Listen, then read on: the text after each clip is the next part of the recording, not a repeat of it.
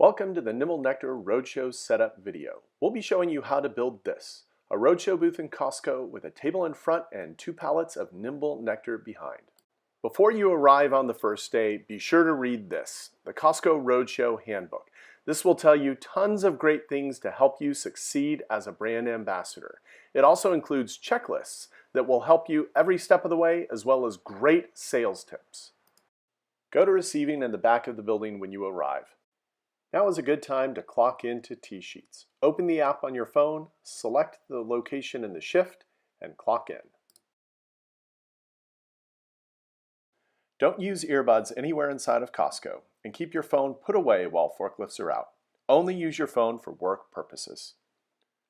Do not enter the forklift door. Instead, press the button and wait for them to unlock the people door.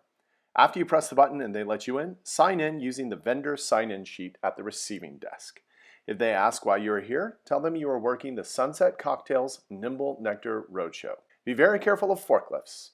Walk within the designated space marked with yellow lines on the floor. Next, find our pallets. You will usually receive 2 pallets of Nimble Nectar, plus boxes of cups, plus a roadshow kit. This is what it looks like. In some cities, particularly San Diego, Phoenix, Las Vegas, and Denver, you will probably receive a 3rd pallet of product. In other cities, such as Northern California and most of Texas, you may also receive a pallet of Pick 3 boxes. All of this should be brought to the location you are setting up.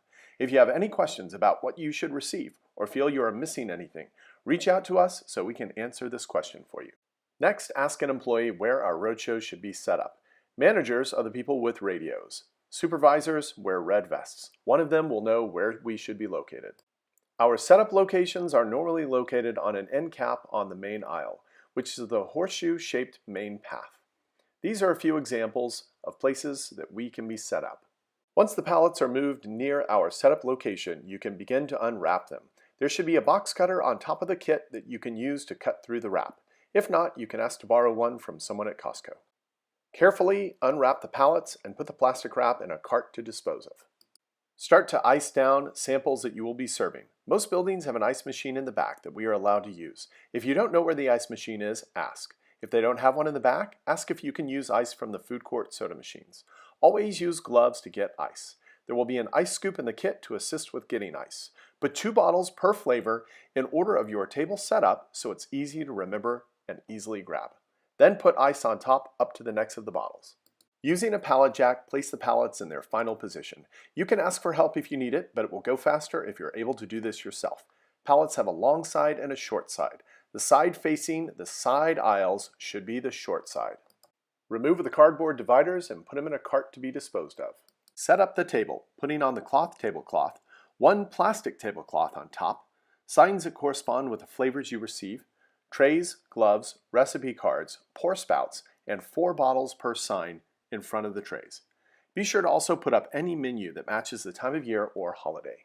And don't worry about forgetting things. Remember, you have a Costco Roadshow Handbook inside every kit. Refer to this for the checklists that you need in order to remember everything to do. If your kit comes with a black pleated pallet skirt, then put this up around your pallets.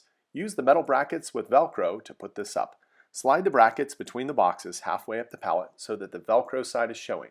Then attach the pallet skirt to the Velcro clips. This pallet skirt is a little bit saggy. We really want it straight and not touching the floor. Also decorate the sides of your pallets with branded signs that have been included in your kit. Use a loop of tape behind each sign in order to secure it appropriately to the boxes.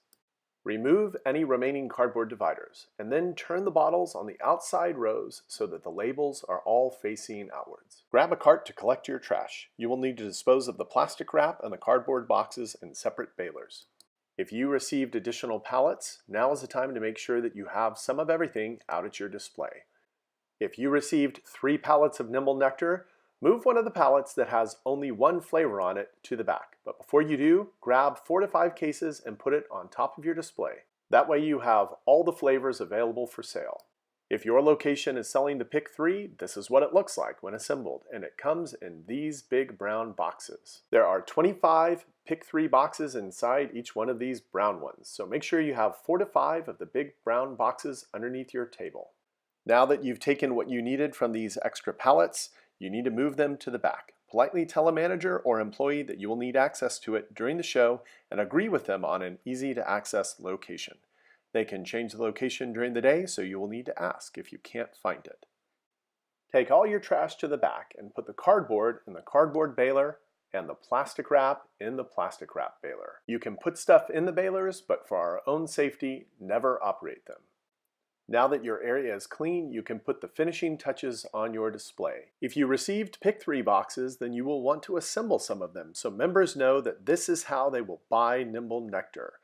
Assemble the bottom flaps, but leave the top open. That way you can fill the boxes with the flavors that the members choose. Then put some of the pre-assembled Pick 3 boxes on top of your display.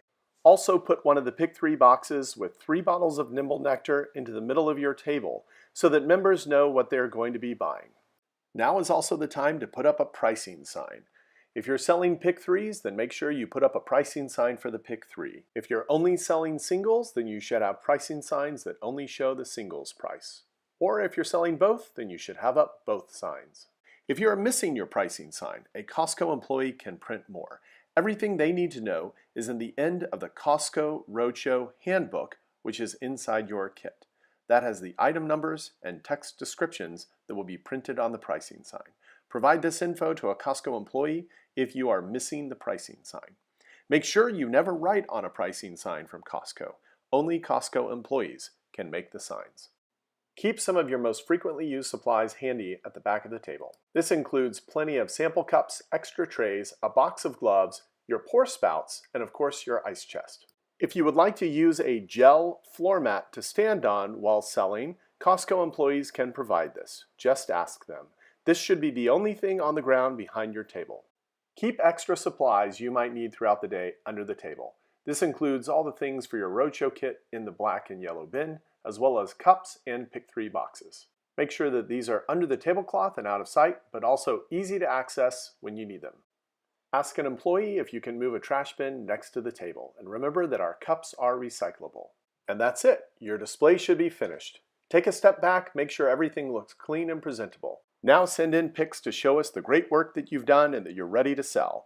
Refer to the Costco Roadshow Handbook to see the list of photos that you need to send in. These include a selfie and dress code, the filled out checklists for your setup, a photo of the booth from each side, also showing that the area is clean and clear and that the samples are covered with ice and ready to be served.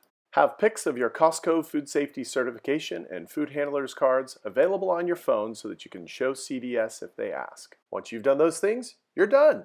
Congratulations and great job.